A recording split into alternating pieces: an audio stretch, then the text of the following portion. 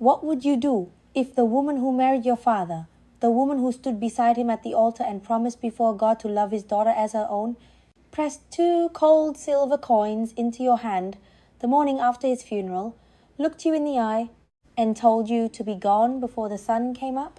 2 coins. That was the price of 17 years. 1 for the trouble you caused me, she said. 1 for the road. Eleanor Whitfield did not cry. She did not argue. She slipped those coins into a pocket, saddled her father's old grey horse, and rode out into a country that had no use for a girl with nothing. She thought she was riding toward an ending. She did not know she was riding toward a mountain that had been holding its breath for 30 years, waiting, listening, tapping in the dark for someone who would finally hear. She did not know that one of those coins would buy her a piece of land, so worthless the whole town used it as a joke. That beneath the rotting cabin floor, a woman long dead had hidden something powerful enough to wake an entire valley. That before the next winter ended, 4 women from 4 different lifetimes would gather around her fire, and a secret carried in silence for 30 long years would finally be spoken out loud. So, settle in, friends. Pour yourself something warm. Tell us in the comments where you're listening from tonight, and stay with us until the end. Because some stories only give up their secrets to the patient. The morning Eleanor Whitfield's father was buried, the sky did not weep. It just hung there, grey, indifferent, like an old quilt left out too long in the rain. She stood at the edge of the grave in a dress that used to belong to her mother. The hem had been let down twice, the cuffs frayed. The boots on her feet had walked behind a plough, behind a milk cow, behind a coffin, and now they stood still. 17 years old, 2 parents in the ground, and only 1 person left in the world who carried the Whitfield name with her. That person was standing 6 feet to her right, hands folded, mouth thin, eyes dry as river stones in August. Cordelia Whitfield, her stepmother, the woman who had married her father 4 winters ago and never once called Eleanor by her first name. The preacher said something about dust, something about the Lord giving and the Lord taking away. Eleanor heard the words, but they did not land. They drifted past her ears like seed husks on wind, because she was watching her father's plain pine box go down into the dirt. The same dirt he had broken with his own hands, the same dirt he had planted corn in, the same dirt he had bled into one spring when the plough blade slipped and caught his thigh. He had laughed about it later, said the land owed him now. The land had taken him anyway. When the last shovelful was patted down, the small gathering of neighbours began to drift away, hats pressed to chests, whispered condolences, a casserole pressed into Cordelia's hands. Nobody pressed anything into Eleanor's, because everyone knew. Everyone in the county had heard how Cordelia talked about her stepdaughter at the church socials. The girl who ate too much. The girl who read too much. The girl who looked too much like the first wife. The girl who would not call her mother. Eleanor walked the half-mile back to the farmhouse alone. She did not cry on the walk. She was saving it for later, for a private place, for a corner of the loft where the board still smelled like her father's pipe tobacco. But when she reached the porch, Cordelia was already inside, and Cordelia was already packing Eleanor's things. A small canvas satchel, a wool blanket, the hairbrush her mother had given her on her 12th birthday, the little tin box with 2 pressed flowers and a lock of her mother's hair. That was it. That was 17 years. Eleanor stood in the doorway. The light from outside cut a long, bright wedge across the kitchen floor. Cordelia did not look up. "What are you doing?" Eleanor said. It was not a question. Her voice didn't have the shape of one. Cordelia tied the satchel shut, slow, methodical, like she was wrapping a roast for market. "What I should have done 4 years ago," Cordelia said. Then she turned, and she walked across the kitchen, and she pressed 2 silver coins into Eleanor's palm. They were cold, heavier than they should have been. "1 for the trouble you cost me," Cordelia said. She closed Eleanor's fingers around them. "And 1 for the road." Eleanor stared at her hand. 2 coin, the price of 17 years. She wanted to scream. She wanted to throw the coins at the woman's face. She wanted to fall to her knees and ask why. Why now? Why today of all days? Why before her father was even cold in the ground? She did none of those things, because something inside her had gone very still and very quiet and very old. She picked up the satchel, she walked out to the barn, she saddled the old grey gelding her father had loved, the one called Old Pike, the one with the swayed back and the patient eyes, and before the sun came up the next morning, Eleanor Whitfield rode away from the only home she had ever known. She did not look back. Not once. She told herself that not looking back was a kind of strength. It would take her many months to learn. It was also a kind of grief. The road south was long and dry and full of the small mean sounds of a country that had forgotten her name before she ever spoke it. She slept in barns when farmers let her. She slept under hedgerows when they didn't. She rationed the dried apples and the heel of bread Cordelia had grudgingly let her take. She watered Old Pike from creeks and let him graze the verges. She kept one silver coin tucked deep in the bottom of her boot. The other she kept in her dress pocket, where she could feel it, where she could remember. Because that coin was the proof. That coin was the witness. That coin was the only thing in the world that said, yes, this happened. Yes, a woman who had stood beside your father at the altar, paid you off like a stable hand. She would not lose that coin. Not for anything. On the 5th day, she came down out of a stand of pinyon pine and saw the town below. Dust Devil Gulch? It sat in a shallow bowl of dry land like something the wind had forgotten to finish carrying off. A main street, a handful of buildings leaning on each other for support, a church with a crooked steeple, a saloon with the windows yellowed by years of tobacco smoke. Old Pike snorted softly, as if to say, we're here. Wherever here was, she nudged her heels gently. The old horse picked his way down the slope. The first person who saw her was a boy of about 10. Sitting on a barrel outside the feed store, he had a piece of straw in his teeth. He took one look at her dress, her boots, her sway-backed horse, and his lip curled. She rode past him without speaking. The second was a woman hanging laundry. The woman froze with a wet sheet in her hands, watched, said nothing, then went back to pinning. By the time Eleanor reached the hitching post outside the county land office, she felt the whole town watching her through curtains and around door frames, counting her up, setting a price on her, deciding she was not worth much. She tied Old Pike to the post, smoothed her dress, took a breath that went only halfway down. Then she opened the door. The smell hit her first. Old paper, older tobacco, a whiff of stale coffee, and something faintly sour underneath, like a wet rag left in a tin pail. The clerk was a portly man with a stained vest and small wet eyes. He looked up, looked her over, did not stand. "Help you," he said. It came out flat. "Bored." "I'm looking to buy land," Eleanor said. He laughed. It was a small laugh, a mean laugh, the kind of laugh men give when they have already decided you are the joke. "Land costs money, girl?" "I have money." He raised one heavy brow. She reached into her pocket. She drew out one of the silver coins, the one she had carried where she could feel it. She placed it on the counter. It made a small sound. Definitive. Final. The clerk stared at the coin, then at her face. The bottom on his features sharpened into something else. Something hungry, something cruel. He smiled. "Well now," he said, "I do believe we got something in your price range." He stood, slow, like a man enjoying his own theatre. He pulled a thin folder off a high, dusty shelf, blew the dust off the top. A small grey cloud rose and made him cough. He laid the folder open on the counter. "The Ashford claim," he announced.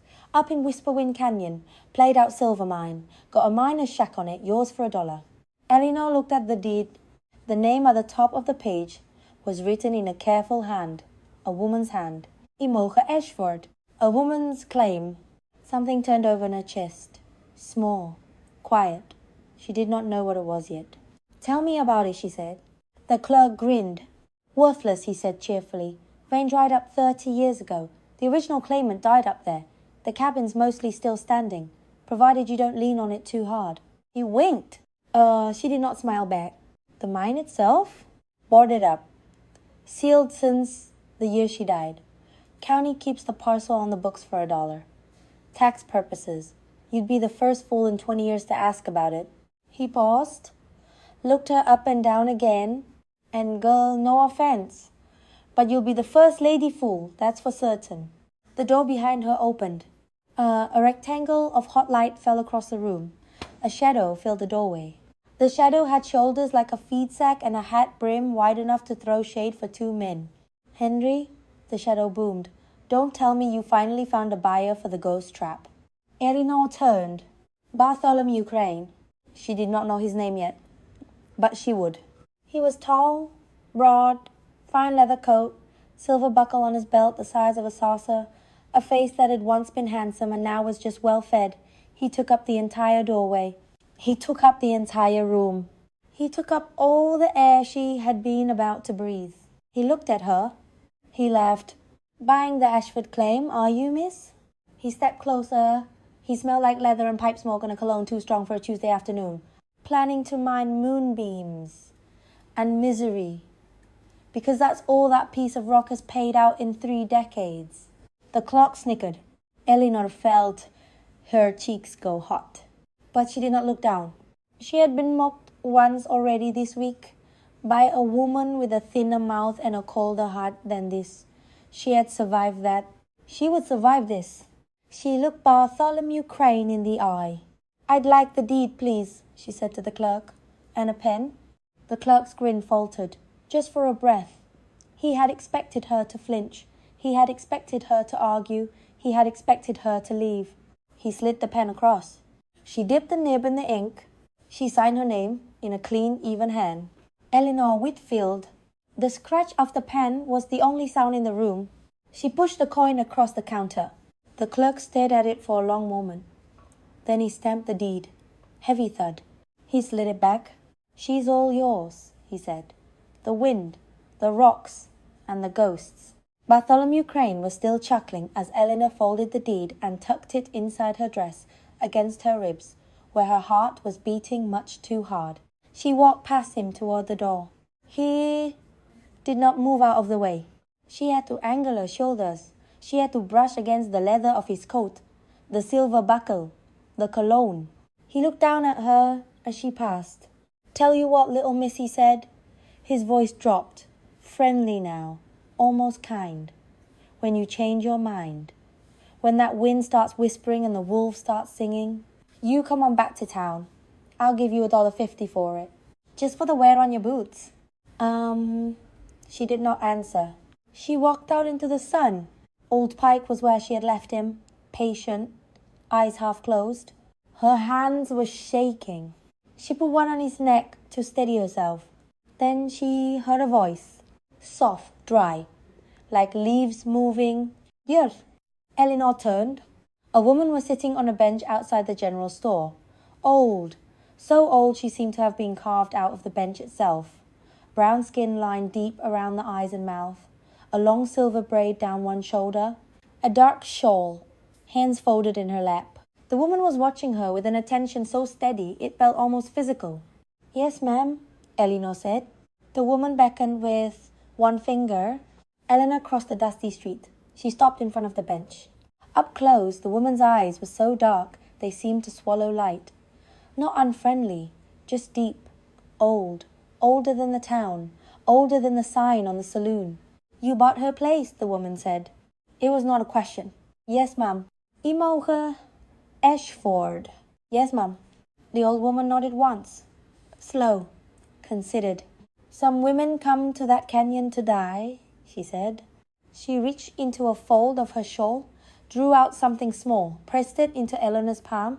A stone, round, smooth as river glass, with a single mark carved into its face. A spiral. Some women come to wake it up, the old woman said. Her dark eyes lifted. Found Elinor's. That mountain has been waiting 30 years for the second kind. She closed Elinor's fingers around the stone. You watch out for the man with the silver buckle. She let go. She looked away. She was done. Elinor stood there a long moment, the stone warm in her palm, her heart pounding for a different reason now. Then she walked back to Old Pike. She mounted up. She rode out of Dust Devil Gulch with the spiral stone in her pocket and the deed against her ribs. And somewhere behind her, in the cool dim of the saloon, Bartholomew Crane was laughing. He would not laugh for long. The trail up to Whisper Wind Canyon was barely a trail at all. It climbed, it twisted, it crumbled out from under Old Pike's hooves in places where the rock had given up holding itself together. Eleanor dismounted twice, led the old horse by the rein, whispered to him, praised him, promised him oats she did not have. The sky to the west was turning, grey, then purple, then a deep angry green that anyone who has lived on the high prairie knows to fear. A storm was coming. The wind began to rise. That was when she understood the canyon's name, because it did whisper. The wind funneled down through the rock and turned itself into 1,000 voices, long sighs, soft mutterings, a sound that was almost a word and never quite was. Old Pike laid his ears back, shook his head once. I know, boy, Eleanor said. I hear it too. They climbed higher. The pinyon and juniper grew shorter, more twisted, like old men bent into their work. And then she came around a shoulder of red rock, and the canyon opened in front of her. It was beautiful. She did not expect that. She had been told it was wasteland, worthless, a ghost trap, a joke.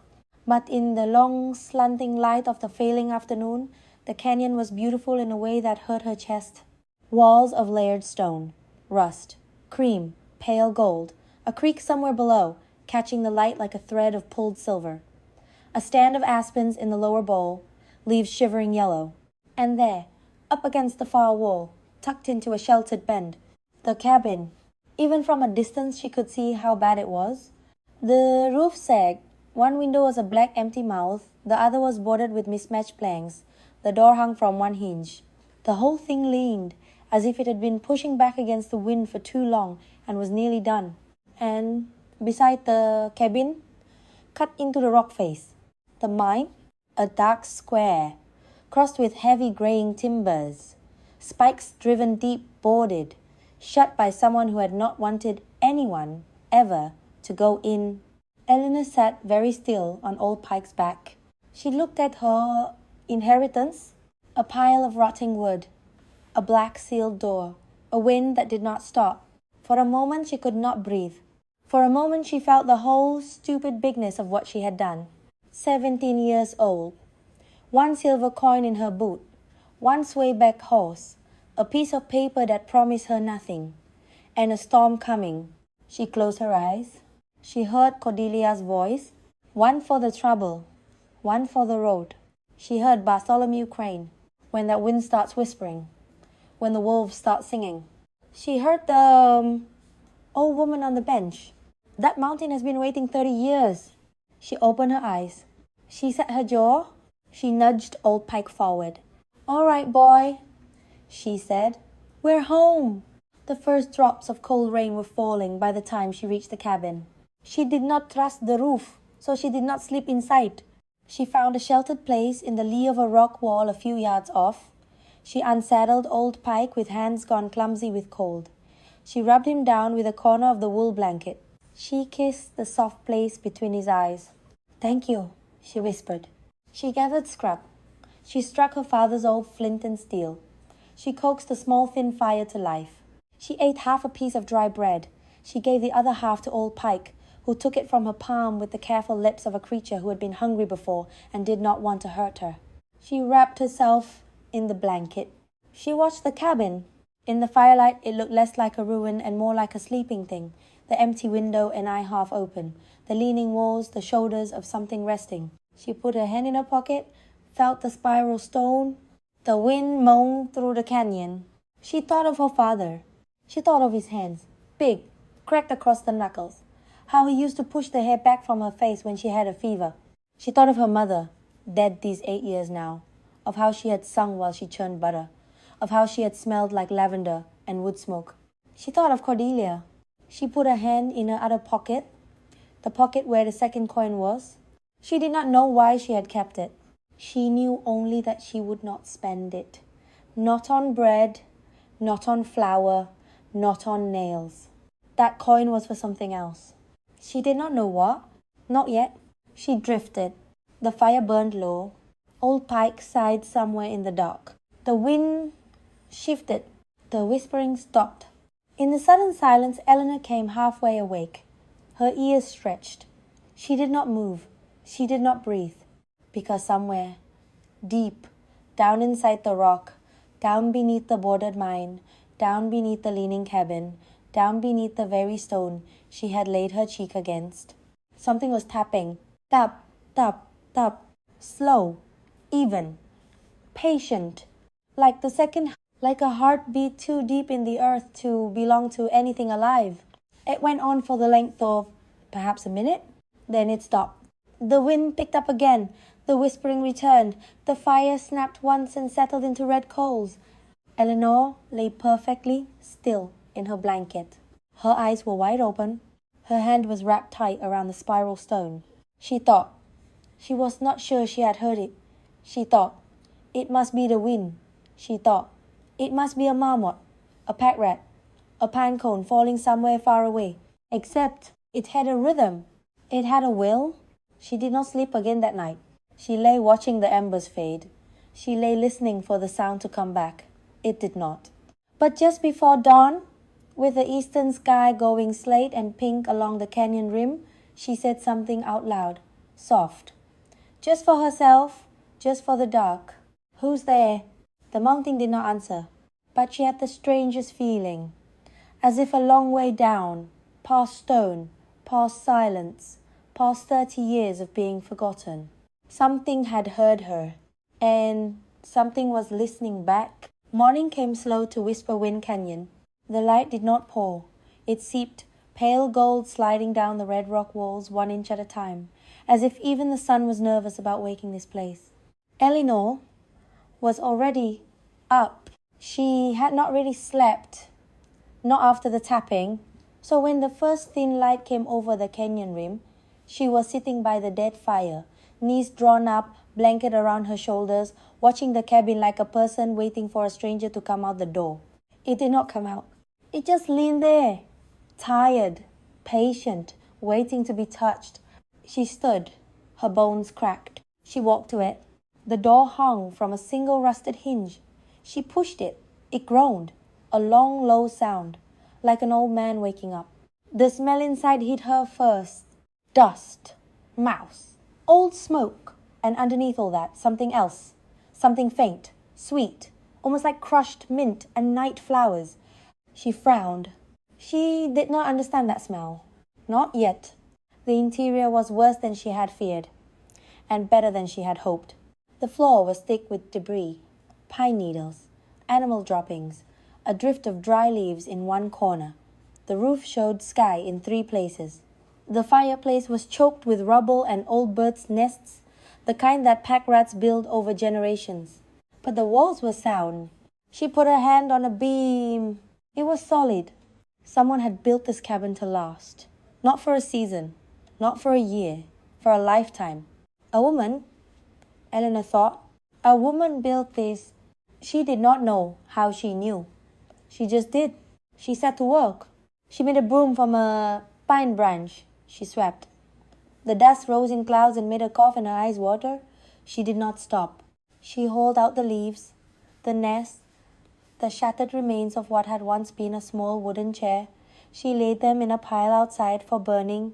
She found a tin cup, dented, furred with rust. She set it on the porch step. She found a wooden spoon, cracked but whole. She set it beside the cup. She found a single leather glove, small, a woman's size, the fingertips worn pale from work. She held it a long time. Then she set it down, carefully, as if it might still mind being handled rough. By mid-morning, she had cleared the floor. That was when she found them. The boards in the corner she had been sweeping. The broom snagged. She knelt. She looked closer. The boards in the rest of the cabin were wide, rough-hewn, dark pine, held down with square-hand forged nails. These 3 boards were different, narrower, smoother, a paler wood, aspen maybe. And the nails were small, round-headed, newer. Not new, not really, but newer than everything else by half a century. 3 boards, different, hidden in a corner, under a layer of debris no one had cleared in 30 years. Eleanor sat back on her heels. She did not pry them up, not yet. She did not know why. She just felt the way a person sometimes feels that A door should not be opened until you have stood outside it a while. She stood up. She brushed her hands on her dress. She went outside. She went looking for water. She found it in a small ravine behind the cabin. A patch of green where there should not have been green. Ferns. Stubborn small ferns. The kind of ferns that only grow where there is water year-round. She knelt. She dug, her fingernails packed with mud. And there, 2 feet down, a clear, cold spring. Slow, choked with leaves, but alive. She cried. She did not mean to. She just did. Big silent tears running down her face that was streaked already with soot and dust. She put her hands in the water. It was so cold, it hurt. It was the most beautiful thing she had ever felt. The days fell into rhythm after that. She did not count them. Counting them would have been a way of saying she was waiting for something. And she was not waiting. She was building. She patched the roof with green pine boughs and a bucket of mud thickened with dry grass. Her hands blistered. The blisters broke. The blisters bled. The blisters scabbed. The blisters turned into calluses. She found a coil of old wire in the lean-to. She wired the broken hinge of the door. She set a stone on the inside to brace it. The first time the door swung shut all the way. With a solid thud, she stood there a long moment with her hand on the latch. She had made something whole. She had made something hers. She rebuilt the fireplace one stone at a time. That was where she found it. She was clearing rubble out of the hearth. Her face black, her hands black. 2 days of soot worked into the creases of her knuckles. She lifted a stone. It was heavier than it should have been. Differently shaped, almost square, almost cut. Behind it, a hollow. Her heart did the thing hearts do. She reached in. Her fingers brushed something small, something dry, something so light she almost missed it. She pulled it out. A flower, petrified, turned to stone, star-shaped, pale as old bone. It was the size of a silver dollar. She held it up to the light coming in through the open door. She had never seen a flower like it. Not on the prairie, not in the mountains, not in any seed catalogue her mother had ever pored over by the fire. And it smelled. That was the strange thing. A stone flower should not smell, but she could swear, when she held it close, when she breathed in, crushed mint and night flowers. The same scent from the cabin. She wrapped the flower carefully in a strip of cloth. She tucked it into her satchel. She stood up. She looked at the corner where the 3 different boards lay. She did not pry them up that day either. She did not know what she was afraid of finding. She only knew she wanted to be ready for it when she did. The first visitor came on a Tuesday, or what Eleanor had decided was a Tuesday. She had been there 9 days, maybe 10. She heard the hoofbeats before she saw the rider. She stepped out of the cabin with her father's old pistol in her hand. The pistol had 3 bullets. She did not know if any of them would fire. She tucked the pistol behind her back. She waited. The rider came up the last switchback at a careful walk, an old mule, a woman on its back, a dark shawl, a long silver braid. Eleanor's breath let out all at once. It was the old woman from the bench. She did not call out. She did not wave. She rode up to the porch as if she had been riding up this trail every Tuesday for 40 years. She stopped. She looked down at Eleanor. "You're still here," the old woman said. "I'm still here. Mountain didn't eat you." "Not yet." The old woman almost smiled. It was the kind of almost smile that takes a person a lifetime to learn. She slid down off the mule with a grunt. She handed Eleanor a small bundle wrapped in cloth. "Cornbread," she said. "And dried plums?" "I can't pay." "I didn't ask." Eleanor's eyes stung. She bit the inside of her cheek to keep her face still. "Thank you, ma'am." Henrietta Doyle. "Mum?" "My name." "Henrietta Doyle." "Old hen if you want." "Eleanor." "I know." The old woman walked past her, into the cabin, without being invited. She looked around. She put one hand on the wall. She put one hand on the mantel. She put one hand on the broom Eleanor had made from pine. She nodded once. It was the kind of nod that said, "You'll do." Eleanor felt something in her chest unclench that she had not known was clenched. Henrietta Doyle stayed an hour that day. She drank water from the new spring. She petted old Pike. She told Eleanor what plants in the canyon could be eaten and which would make her sick. Yarrow, good for fever. Wild onion, good for soup. Death camels, looks like onion, will kill you in 6 hours. Eleanor wrote nothing down. She did not need to. She listened the way a person listens when she knows a talker will not say a thing twice. When Henrietta was leaving, she paused at the door. You hear anything strange up here yet? She asked. Eleanor's throat went dry. Like what? The old woman watched her. A long moment. Like tapping, she said, deep down. Eleanor opened her mouth. She closed it. She nodded. Henrietta Doyle's face did not change. But something in her eyes did. Something far away. Something old. Something a little bit pleased. She used to do that, Henrietta said. Drove the men in town mad. They never could figure out what it was. Who? Imogen Ashford? Then Henrietta Doyle climbed back on her mule and rode away and did not look back. That night, Eleanor pried up the boards. She did it by candlelight. She did it because she could not wait any longer. She wedged the claw of her father's hammer under the first plank. The nails groaned. The wood resisted. Then it gave, a long, slow sigh of dry timber. She lifted the board out. She set it aside. She did the second. She did the third. She did not look down until all 3 were lifted. Then she did. The air that came up out of the dark beneath the cabin floor was not the air of a cellar. It was not stagnant. It was not foul. It was cool, clean, and it smelled crushed mint, night flowers, wet stone, the same smell.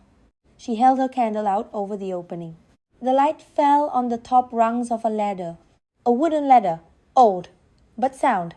The rungs worn smooth in the middle from being climbed often, climbed by the same hands, over years. Eleanor sat back on her heels. Her heart was beating in her throat.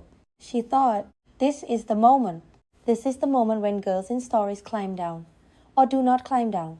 This is the moment that decides which kind of girl you are. She wrapped her shawl tight. She put her father's flint and steel in her pocket. She made a torch from a dry pine branch dipped in pine pitch. She lit the torch from her candle. The pitch hissed and caught and threw a wild yellow light across the cabin walls. She put her foot on the first rung. She climbed down into the dark. The ladder went deeper than she expected. 12 rungs, maybe 14. She did not count. Her foot found floor. She turned. She held the torch high. She was standing in a small chamber, hand-cut. Walls smooth from a careful chisel. The floor level. The ceiling low enough that if she stood on tiptoe, she could touch it. 3 walls were rock and packed earth. The 4th wall was different. The 4th wall was fitted stones, set in a careful mortar, a wall built by a person who knew how, a person who had wanted this wall to last. A false wall. She put her hand against it. Cool, smooth, solid. On the other side of this wall was the rest of the mine. She could feel it, the way you can feel a room is larger than a wall pretends. Sealed off by a woman for a reason. She turned, and then she saw it cut into the rock to the right of the false wall, a small alcove, knee-high. In the alcove sat a tin box. She picked it up. It was heavier than it looked. The lid was sealed shut with hardened wax, the kind of wax a person uses when they mean for something to stay closed for a long time. She carried it back up the ladder one-handed, the torch in her other hand. Her heart hammering against her ribs hard enough she felt it in her teeth. She set the box on the table she had made from a barrel top. She set the torch in the stone holder she had built into the mantel. She sat down. She looked at the box. The box looked at her. She took her knife. She broke the wax seal. She pried open the lid. Inside, a bed of dried leaves, pressed flat, fragrant still. On top of the leaves, 3 things: a leather-bound journal, a small, tightly tied pouch, a roll of papers tied with a red ribbon. She lifted the pouch first. She loosened the drawstring. She tipped a little of the contents into her palm. Seeds, tiny, dark, a dozen different shapes. She poured them back. She tied the pouch. She lifted the roll of papers. She untied the ribbon. She unrolled them on the barrel top. Her breath left her body. Drawings of plants, of rocks, of crystals, drawn with a hand that knew both science and beauty, each one labeled in a careful, slanted script. She set the drawings down, carefully. She lifted the journal.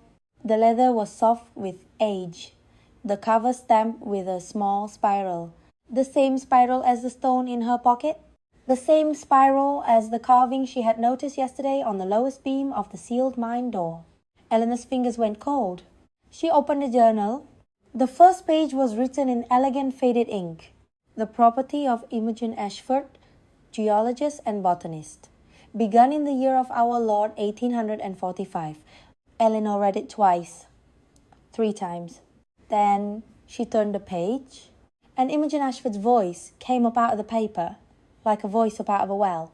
She read by torchlight until the torch sputtered. She read by candlelight until the candle was a puddle. She read by the first cold grey light of the next morning. She read of a woman who had come to this canyon alone. A woman who had defied a father, a brother, a town that had wanted her married off. A woman who had cared for nothing but stone and root and the way water moved through layered rock. She read of how Imogen had followed the spring deeper, into a cavern hidden behind a fall of stone, a cavern where the water dripped slow from 100 slender stalactites. She read of how in the deepest chamber, Imogen had found the moss, pale, soft, the color of nothing in particular, until full dark, and then the moss glowed, a soft blue-green light, steady, quiet, like captured starlight. Imogen had wept the first time she saw it. Eleanor wept reading about it. She read of how Imogen had sealed off her sanctuary from any prospector fool enough to come looking for silver, how she had carved 3 symbols into the lowest beam, a speed owl, a star, a crescent moon, spring, summer, winter, the seasons of her secret garden. She read of how Imogen had been alone and not lonely. She read of how one woman had begun to visit her, a young woman from the town below, 19 years old, lonely, curious, hungry for something the church socials did not feed. The young woman's name in the journal was Hester. Eleanor stopped reading. She put a finger on the name, Hester. She had not heard the name in town. She did not know who Hester was. But she had a feeling, cold and clean and certain. She would find out. She read on. She read until she came to the last entry. It was short. He came up again today. The big one with the silver buckle. He says he will have this land one way or another. He says no woman should be sitting on top of a vein. I told him there is no vein. He laughed. He does not believe me. He says he will be back. Hester is afraid. I told her she does not have to come up here anymore. She cried. If anything happens to me, anyone reading this, know that I was not lost. Know that I knew exactly where I was. Know that the mountain is not what they think it is. The mountain is a nursery. Take care of it. Imogen Ashford. The date was June 1848. Eleanor closed the journal. She did not cry. She had cried enough this month. She sat at the barrel top in her cold cabin, with the grey morning coming in through the broken window, and she felt the world rearrange itself around her. The man with the silver buckle, the old woman's warning, the 30 years of waiting, the young woman named Hester. She thought Hester would not be young anymore. She thought Hester would be a woman now, old enough to be my mother. She thought of Bartholomew Crane in the doorway of the land office, the silver buckle, the cologne, the leather coat. He would have been a younger man, 30 years ago, 20-something, hungry, climbing. She felt a chill move down her spine that had nothing to do with the morning. She had hoofbeats in the canyon below. She froze. It was too early for Henrietta Doyle. She put the journal in the tin box. She shut the lid. She slid the box under the table. She pulled her shawl around her shoulders. She picked up her father's pistol. She walked to the door. The rider was already in sight. A small woman on a small bay horse. Riding alone, riding hard. A woman? Eleanor lowered the pistol behind her back. The woman came up the last switchback. She reined in 20 feet from the cabin. She did not dismount. She was older than Eleanor by 30 years. She had a thin face, faded brown hair pinned tight, gray at the temples, a blue calico dress, hands that gripped the reins like she did not trust them to do their job. She was crying, silent. The kind of crying a woman does when she has done it so long it does not even feel like crying anymore. Just water that leaks out because there is nowhere else for it to go. Eleanor stepped out onto the porch. The woman looked at her. The woman opened her mouth. The woman closed her mouth. The woman tried again. You found her things, the woman said. Her voice was hoarse. Didn't you? Eleanor did not answer. The woman pressed one trembling hand to her mouth. Oh God, she whispered. Oh dear God, after all this time. She slid down off the horse. Her legs nearly buckled. She caught herself on the saddle. She took a step toward the porch. She stopped. She looked up at Eleanor with red-rimmed eyes. My name is Hester Crane, she said. The wind came down the canyon and lifted the loose strands of her grey hair. I should have come up this trail 30 years ago, and I didn't, and I am so sorry. She put her hands over her face, and in the high, cold morning, in the canyon that everyone had said was dead, the wife of the man with the silver buckle stood weeping at the foot of Eleanor Whitfield's porch. And somewhere down below their feet, down past stone, down past silence, down past 30 years of being forgotten, the mountain tapped. Once, Hester Crane sat at Eleanor's small table for a long time before she could speak. She wrapped her hands around the tin cup of weak tea Eleanor had made her. She did not drink it. She just held it and bowed, as if the warmth was the only thing keeping her in her body. Eleanor sat across from her. She did not press. She had learnt from her father. Some sorrows have to come out at their own speed. So she waited. Finally, Hester spoke. I was 19, she said. Her voice was thin. Imogen Ashford was the first woman who ever spoke to me like I had a mind worth speaking to. She showed me the moss. She showed me the cavern. For 2 summers, I was a person. Eleanor felt her own eyes sting. And then Bartholomew Crane came to court me, Hester said. The name fell between them like a stone into a well. My father told me, privately, that if I did not marry Bartholomew Crane, he did not know what he was going to do with me. So I said yes. She drew in a long breath.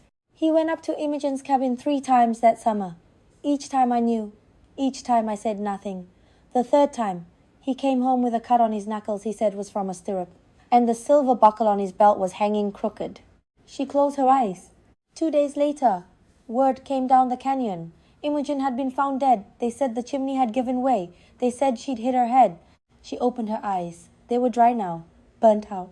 I never saw him do it. I have no proof. I have nothing but that look on his face.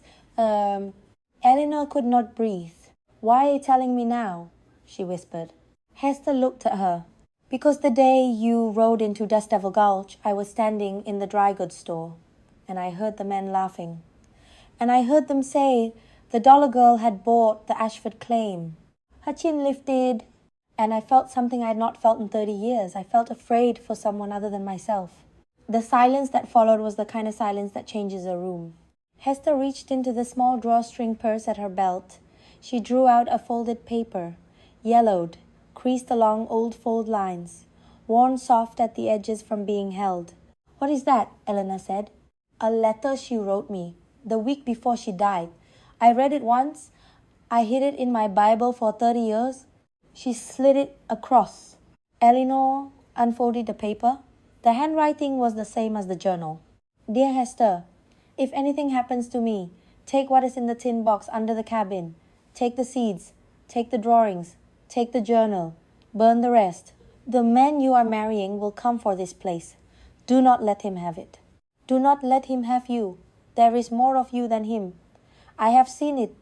The mountain has seen it. Be brave for both of us. I love you like my own sister, Imogen. Eleanor read it twice.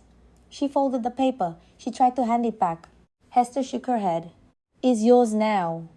I should have brought it up this trail 30 years ago. I am bringing it up 30 years late. That's what I have. Take it. Eleanor took it. She held it the way she held the petrified flower, with both hands. Hester stood up, slowly. He'll come up here. Soon. He's been at the bottle 3 nights this week. He gets like this. When he's brewing up to something. She looked at Eleanor. You need a witness when he comes. A respectable person. Dr. Ezekiel Whitmore. He's the closest thing this town has to a man who can't be bought. I'll send him up here on the next clear day. I'll tell him you have a cough. I don't have a cough. You will when he gets here. Despite everything, despite all of it, Eleanor almost smiled. Hester paused at the door. Imogen used to say that every woman who makes it to old age in this country did so by lying to at least one man. She tipped her chin. I lied to mine for 30 years to stay alive. I'm done lying now. She walked out. She mounted up. She rode down the canyon. Eleanor sat at her table with a 30-year-old letter in her hands and a name in her ears. Bartholomew Crane. She found the cavern the next day. She did not mean to. She was following the spring upstream. She squeezed through a narrow gap in the rock that the spring water came out of. And she came into a room not made by men. The ceiling was so high her candle could not find it. The walls were wet and shining.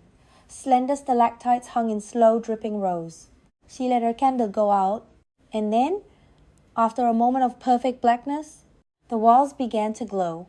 A soft, slow, blue-green light, not bright.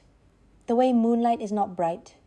The way the inside of a closed hand is sometimes lit by the embers of a fire across a room. It was the most beautiful thing Eleanor Whitfield had ever seen. She sat down on a flat stone. She wept. She did not know what she was weeping for. Her father, her mother, Imogen, Hester, herself. The cold mornings, the 2 silver coins, the road. She wept until she was empty. And then, in the blue-green dark, she heard it again. Tap, tap, tap, far off, somewhere deeper. The drip of water from a single high stalactite onto a crystal formation. Imogen had described it in the journal, a natural metronome, the mountain's heartbeat. Eleanor began to laugh, soft at first, then harder, then with her whole body. Because the tapping was not a ghost. It was not a warning. It was a clock.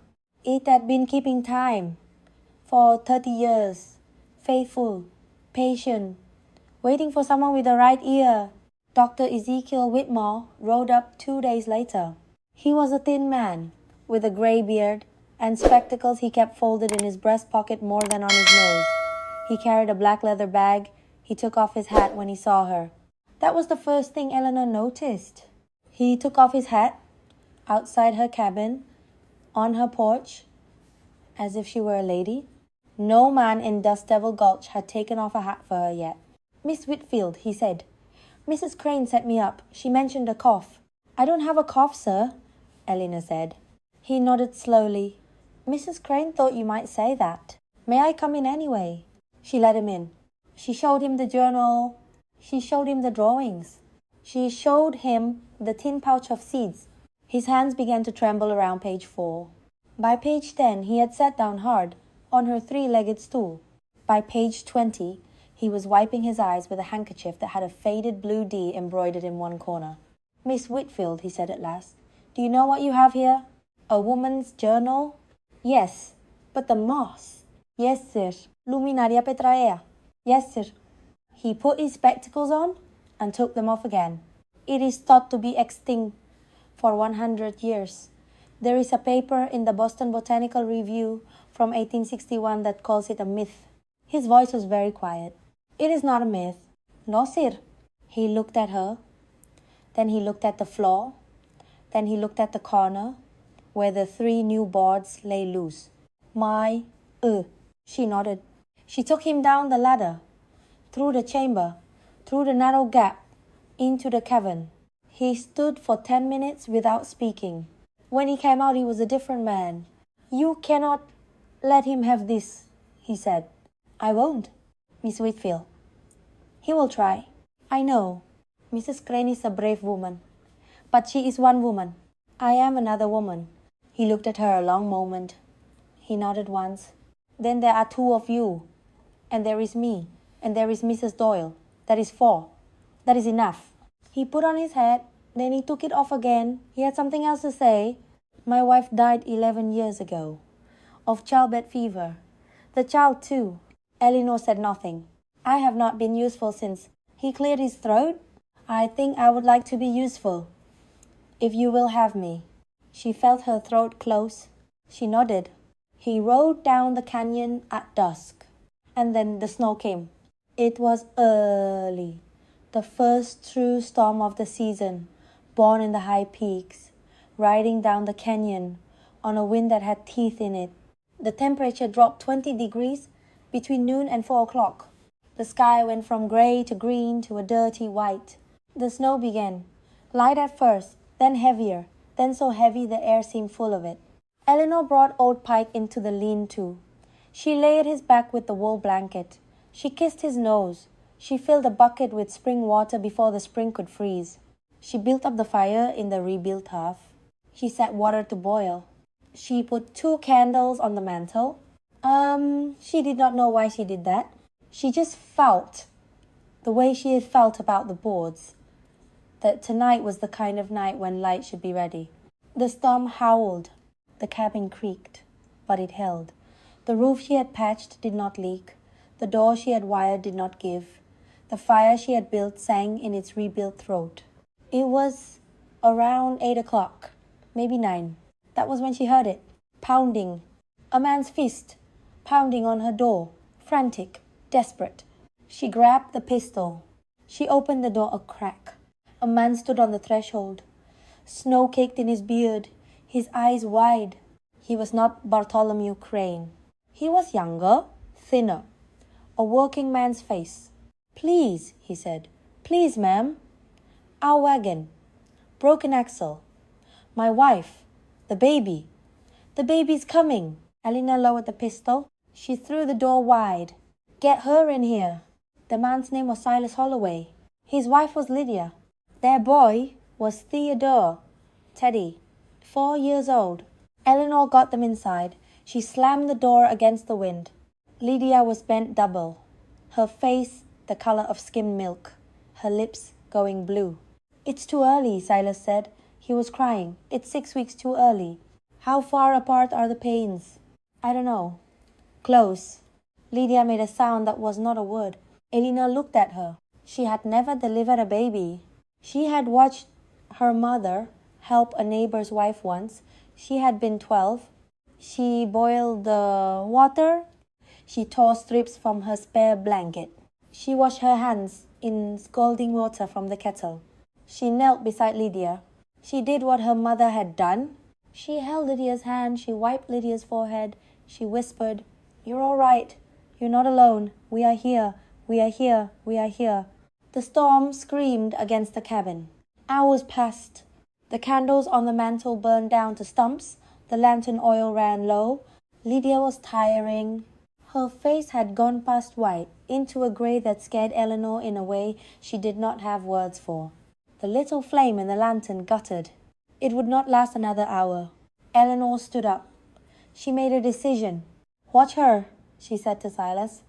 "Talk to her. Anything. Just keep her here."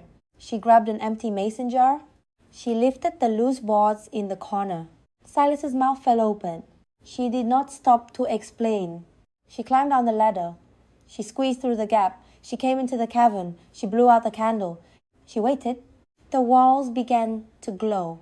She found a thick patch on a damp wall. She scraped it gently into the jar with her belt knife. The moss came away in soft mats, cool to the touch, alive in some quiet way she could not name. She sealed the jar. She climbed up. She came back into the cabin holding a jar that pulsed with soft, steady, blue-green light. Silas Holloway looked up. He did not speak. He could not. She set the jar on the small table beside the bed. The room filled with a light no one in that canyon had seen in 30 years. It was a calm light, a holy light, the kind of light that is not afraid of the dark because it remembers being the dark and remembers becoming. Lydia opened her eyes. She saw the light. She saw Eleanor. She held out one hand. Eleanor took it. The baby came 20 minutes later. Ah, girl. Small, far too small, sleek, quiet. For one terrible, long second, she did not cry. Eleanor cleared the tiny mouth. She rubbed the small chest with her thumb.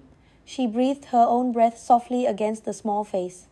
Once, twice, the baby made a sound. A thin small wail.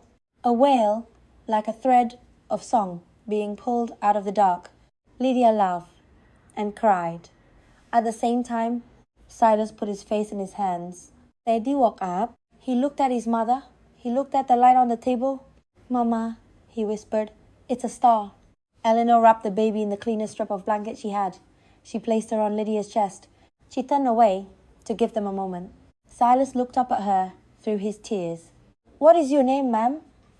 I don't even know your name. Eleanor. He looked at his wife. He looked at his daughter. That's her name then, he said. Lydia smiled, a weak smile, a radiant smile. Imogen, she whispered. Eleanor went very still. What did you say? Imogen. My grandmother always said, if she'd had a girl, she'd have named her Imogen, after a woman she knew, out here, a long time ago. Eleanor turned her face to the wall, just for a moment, because she could not let them see. She wiped her eyes with her sleeve. She turned back. That's a good name, she said. The storm raged for 3 days. In those 3 days, the lower trail closed under 8 feet of drift. The upper trail closed behind it. The canyon became an island. In those 3 days, the baby learned to nurse. In those 3 days, Lydia Holloway came back from the grey edge of herself, one slow breath at a time. In those 3 days, Hester Crane fought her way up the back trail through snow up to her mule's belly. She had felt in her bones that something was happening. In those 3 days, Dr. Ezekiel Whitmore came up behind her with his black bag and a face full of quiet purpose. In those 3 days, Henrietta Doyle came up the third day on her old mule, cornbread, dried plums, and a small carved wooden charm she pressed into baby Imogen's swaddling. In those 3 days, the cabin that had been left for dead held 6 living souls and 1 new life, and a jar of soft glowing moss on a table by the fire. On the 4th day, the wind died. The sun came up. It threw long blue shadows across the snow. The world was so bright Eleanor had to shade her eyes when she stepped onto the porch.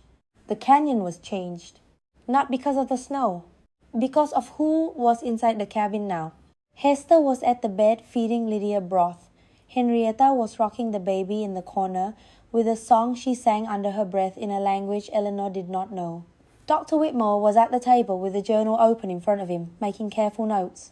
Teddy was on the rug by the fire, drawing pictures of horses on the back of one of Imogen Ashford's discarded drafts.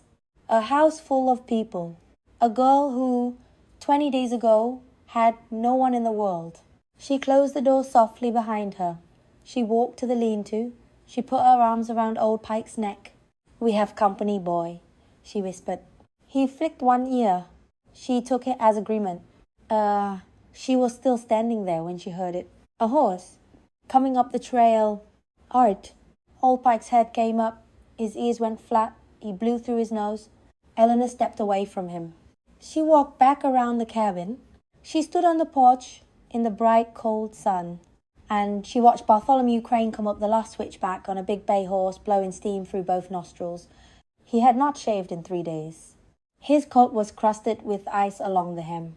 His eyes were red around the edges in the way the eyes of certain men get when they have been drinking and have decided to do a thing they should not do. He reined in 20 feet from the porch. He saw her. He did not get down. Go, he said. Just that. Eleanor did not answer. You've been busy. She did not answer. He swung down off the horse. Heavy. He landed in the snow with a soft thump. He took 2 steps toward the porch. The door behind Eleanor opened. Hester stepped out. She was wearing one of Eleanor's spare shawls over her blue calico. Her hair was loose. She had not pinned it that morning. Bartholomew Crane stopped walking. He stared at his wife. For 3 full seconds he could not seem to make his mouth work. Hester. Bort. What? Are you doing up here? He bit each word off like he was chewing nails. Hester did not flinch. She lifted her chin, the way a woman lifts her chin when she has lifted it once before in her life when she was 19, in front of a wedding altar. To a man she did not love, and then never again, until now. I came up to do what I should have done 30 years ago, she said.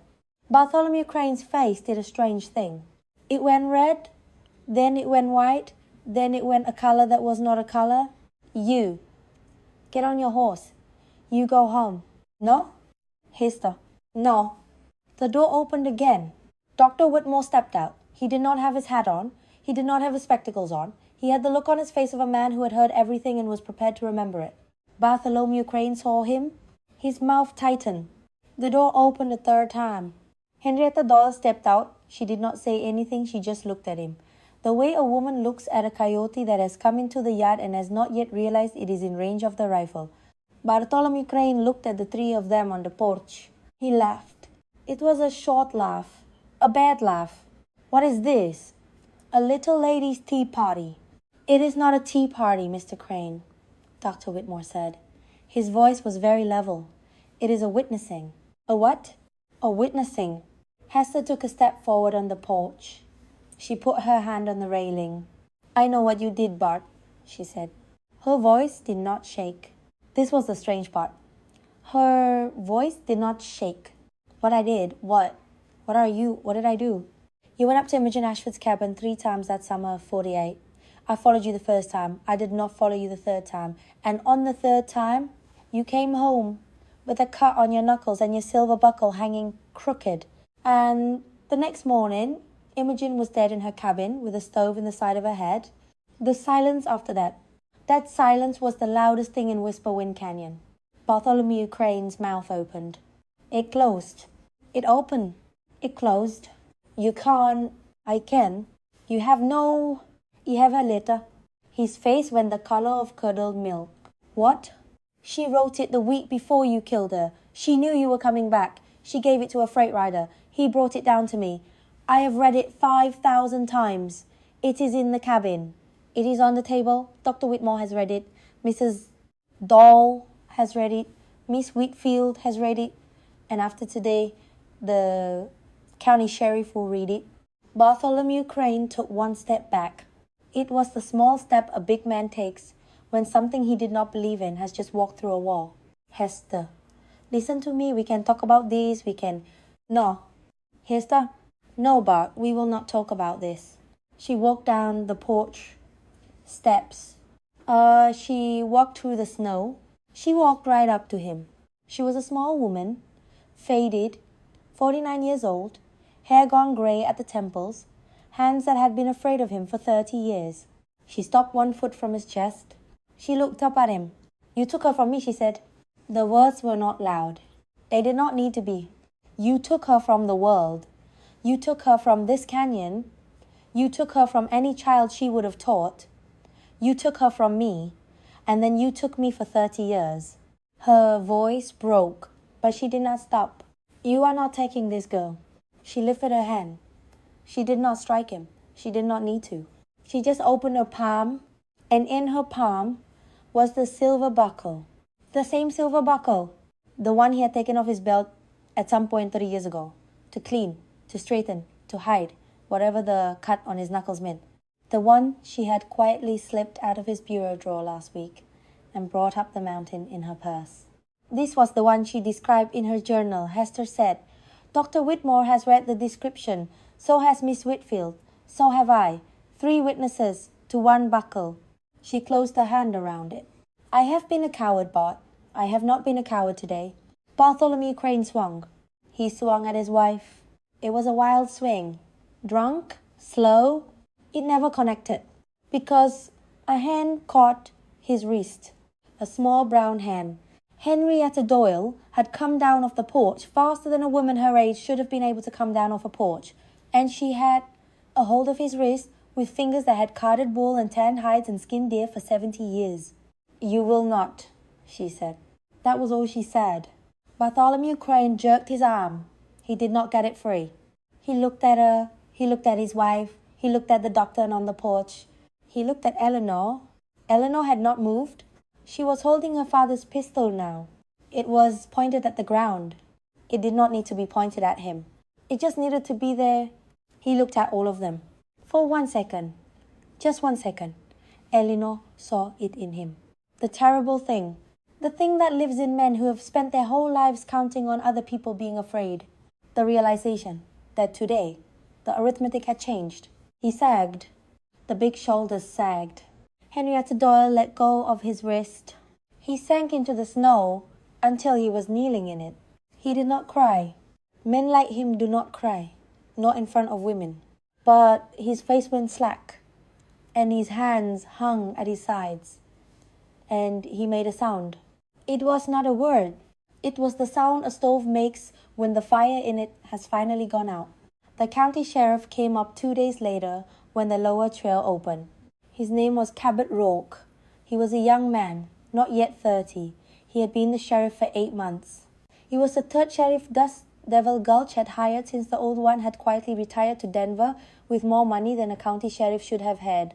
He listened to Dr. Whitmore in the cabin doorway for 20 minutes. He read Imogen Ashford's letter. He read the last entry of her journal. He examined the silver buckle. Then he walked out into the snow where Bartholomew Crane was sitting on a stump.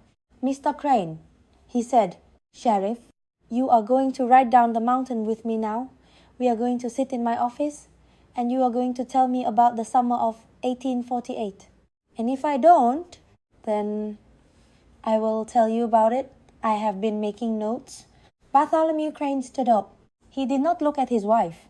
He did not look at any of them. He mounted his horse. He let the sheriff lead him by the rein down the trail. Hester Crane stood on the porch and watched him go. She watched until he was a small, dark figure at the bottom of the canyon. She watched until he was no figure at all. Then she turned, and she walked back inside, and she sat down on the floor next to baby Imogen in her basket, and she put one finger against the small, soft palm, and the baby closed her hand around it. And Hester Crane wept. But this time, it was a different kind of weeping. The kind that does not feel like losing something. The kind that feels like setting something down. Cordelia came at the end of the week. Eleanor saw the dust on the lower trail before she saw the wagon. She had been splitting wood. She set the eggs down. She wiped her hands on her dress. Henrietta Doyle, sitting on the porch with the baby, looked up, looked at Eleanor, looked at the trail.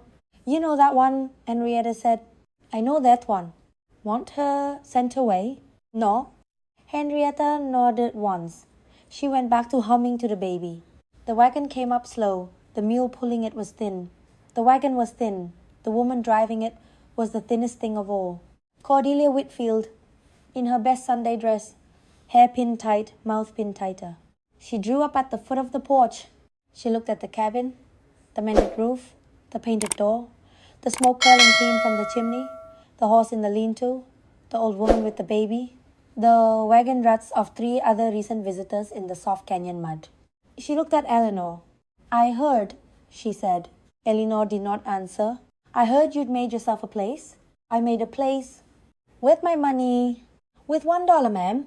The word "ma'am" came out flat, not unkind, just flat, the way you would address a stranger in a store who you did not intend to ever see again. Cordelia's mouth tightened. "I came up to see what was owed." "Nothing is owed. Your father was not your money." Cordelia got down from the wagon. She stood in the snow in her thin Sunday boots. She was, Eleanor saw, smaller than she remembered, just a small, angry woman in a thin black dress, with nothing in her hands and nothing behind her, and no man left to be married to. For a moment, just a moment, Eleanor felt something she had not expected to feel. It was not love. It was not forgiveness. It was a small, clean piece of pity. The kind you feel when you walk past a coyote with its leg caught in a fence.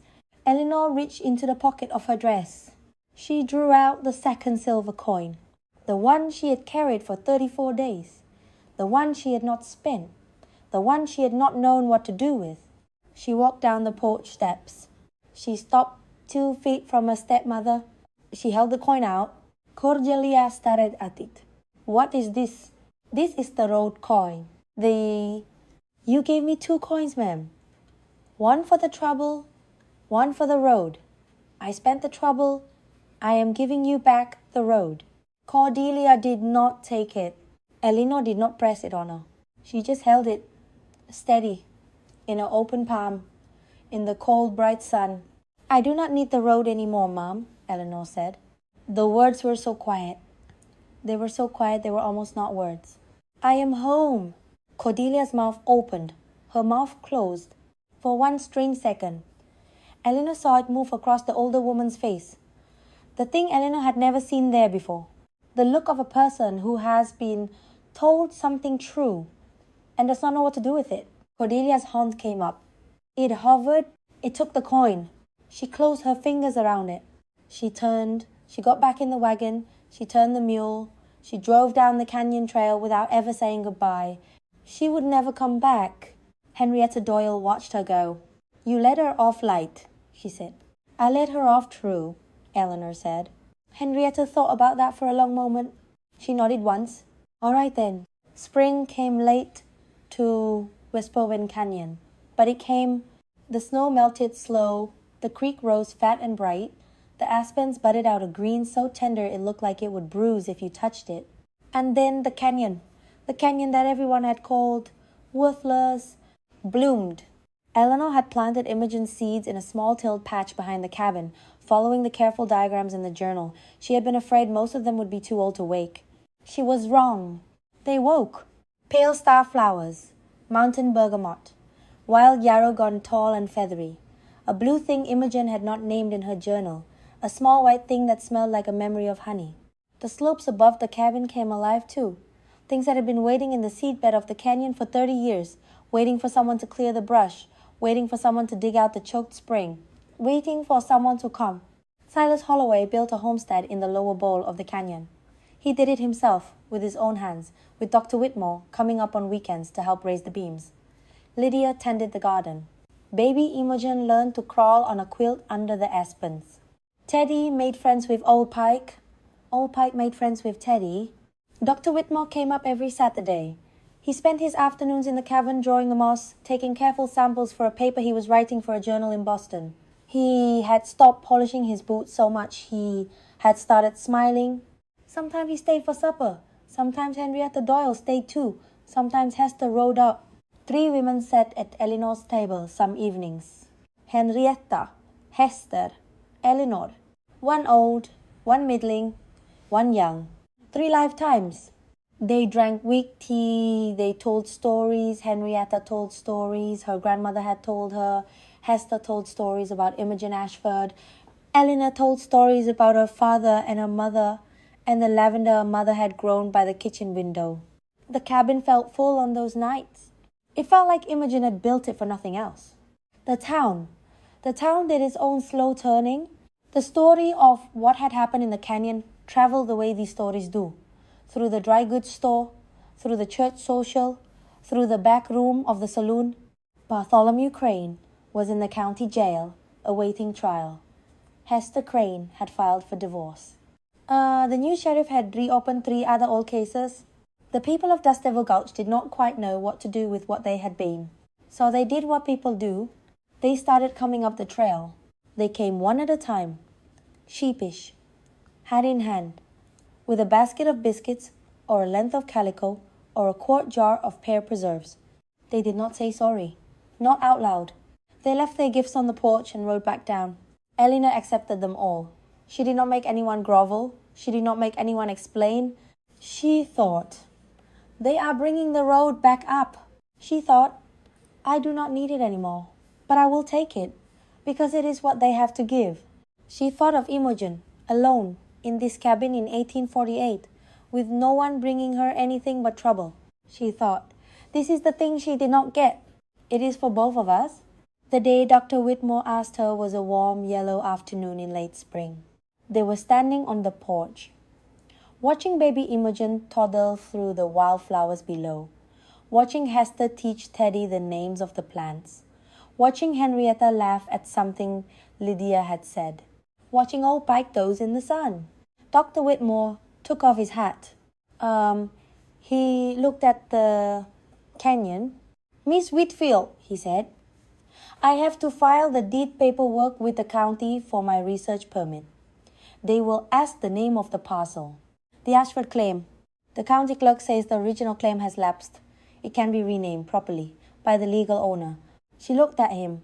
He looked at her. I think you should think about it, he said gently. About what to call it. He put his hat back on. He went down off the porch to where the others were. Eleanor stood there a long time. She looked at the canyon. She looked at the cabin behind her. The mended roof. The door that closed all the way. The chimney drawing clean. She looked at the boarded mine entrance with the 3 symbols still carved into its lowest beam. Spiral, star, crescent moon. She looked at the lower bowl where a baby named for a dead woman was learning to walk. She looked at the slope where the seeds had come up. She put her hand in her pocket. There was nothing in it now. The first coin was gone. The second coin was gone. The spiral stone she had given to Hester last month, who had cried, who had pressed it back into her hand, who had said, no, no child, you keep it. It was always yours. It was in her other pocket. She closed her hand around it. She thought of Cordelia, one for the trouble, one for the road. She thought of Bartholomew Crane, the wind, the wolves, the ghosts. She thought of the clerk, the wind, the rocks, and the ghosts. She thought of Imogen Ashford writing her last entry by candlelight 3 days before she died. Take care of it. The mountain is a nursery. Eleanor smiled. She walked down off the porch. She walked to where the others were. Dr. Whitmore turned. He raised one eyebrow. I have a name, she said. What is it? She looked at Hester, at Henrietta, at Lydia and Silas and Teddy and the baby in the grass. It is not the Ashford claim, she said. It is not the Ashford mine. She lifted her face to the sun. It is the nursery. The nursery. Whisper Wind Nursery. That is what we will call it. On the deed, on the maps, in the county book, for anyone who ever comes looking for what is up here. Dr. Whitmore took out a small notebook from his breast pocket. He wrote it down. His hand was very steady. Whisper Wind Nursery, he said. Hester smiled. She wiped one eye with the back of her hand. Henrietta Dole, sitting on a flat stone in the wildflowers, nodded once, the nod of a woman who had been waiting for a long time, to hear a name said out loud, the right name, for the right place. Baby Imogen pulled herself up on Hester's skirt. She took 2 wobbly steps. She fell on her bottom. She laughed. She had her grandmother's laugh, which means she had Imogen Ashford's laugh, which means in a small, soft, round way, Imogen Ashford was still in this canyon. That night, after everyone had gone down to their own beds, Eleanor sat on her porch alone. The sun was setting. The light was that long gold light of the high country, the light that makes every stone look like a story, every leaf look like a small kept promise. Old Pike stood in the field below, head down, cropping spring grass, his tail flicking lazy at flies. Eleanor reached into her pocket. She took out the spiral stone.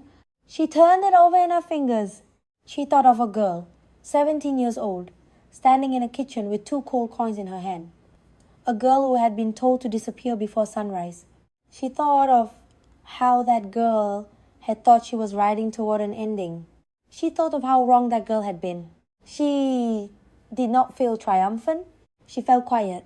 She felt the way a person feels when she has done a long, hard thing and is starting to understand that the doing of it has changed her shape. She would be 18 in the fall. She did not yet know that she would still be sitting on the same porch when she was 30, when she was 50, when she was 80.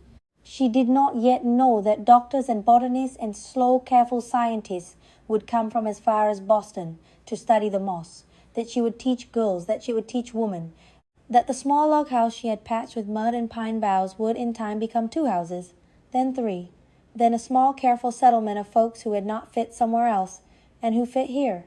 She did not yet know that they would not call her Miss Whitfield.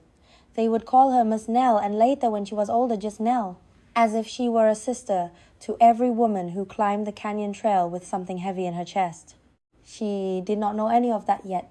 She just knew the porch under her, the stone in her hand, the horse in the field, the light on the rim, and somewhere, far below her boots, past stone, past silence, past the door that had been sealed for 30 years and was now no longer sealed at all.